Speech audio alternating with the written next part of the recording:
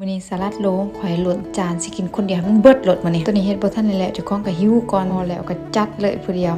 เบิ่งจานมันใหญ่ๆพูนๆเจ้าของกินคนเดียวมื้อนี้ผู้ดีเบิดมื้อก่อนลูกสาวเขาว่าแม่อยากกินสลัดโดบ่ได้กินสลัดโดโดนมื้อนี้ก็เลยเข้าไปตลาดไปหาซื้อผักสลัดมื้อนี้เขาก็มาขายมีแต่งามๆใหม่ๆค่ะมาแต่เสแครอทเฮาก็ไปเลือกเองกับมื้อนี้ซื้อโลนึงบักหน้าตัวนี้เฮาก็ไล่เป็นบักหน้าบ้านเฮาเก็บมาใหม่ๆหอมๆหน่วยแข็งๆอยู่แต่ว่าน้ำหลายผักสลัดมื้อนี้เฮาไล่2หัวผู้ดีถืออยู่ครึ่งโดตัวนี้25สลัดก็งามๆใหม่ๆเลยบ่มีตัวสับบ่มีตัวลำสับมื้อนี้หลังจากล้างผักสลัดแล้วก็มาล้างแครอทปอกเปลือกออกตัวนี้เฮาสิล้างประมาณ 2-3 น้ำแล้วก็แช่น้ำเกลือน้ำล้างแล้วเฮาก็เอามาขูดเพราะว่าเฮาสิเอาไปใส่ในสลัดโลของเฮามื้อนี้เฮาก็สิได้แต่สลัดกับแครอทสำหรับใส่ก็ไล่ใส่ปูอัด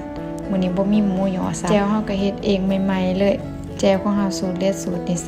ซ่บกินแล้วก็ติดใจเฮ็ดแล้วก็อยากเฮ็ดอีกแผ่นห่อของเฮาบ่ได้ตัดครึ่งปกติเฮ็ดแต่ละเทื่อก็สิตัดครึ่งแต่ว่า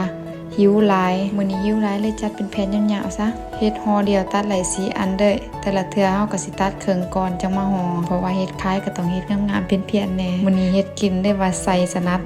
บางห่อก็จนบ่ได้ตัดเด้อฝาวกินเพราะว่าหิวตัวไรงามๆเฮาก็เลือกให้ลูกให้ผัวเบิดตัวนี้กินแต่ส่วนกลางมันกินเป็นเท่าไรห่อกินคนเดียวมื้อนี้จานพูนเด้อห่อแล้วก็กินแล้วก็ยังบ่ทันสวงเลยเอามานั่งกินเองรสชาติก็แซ่บเหมือนเดิมเจ้าเก่าเจ้าเดิมคลิปของเฮาก็บ่ยาวเด้อเบิดซ้ำนี่เด้อขอบใจทุกคนที่เบิ่งคลิปเฮาจนจบ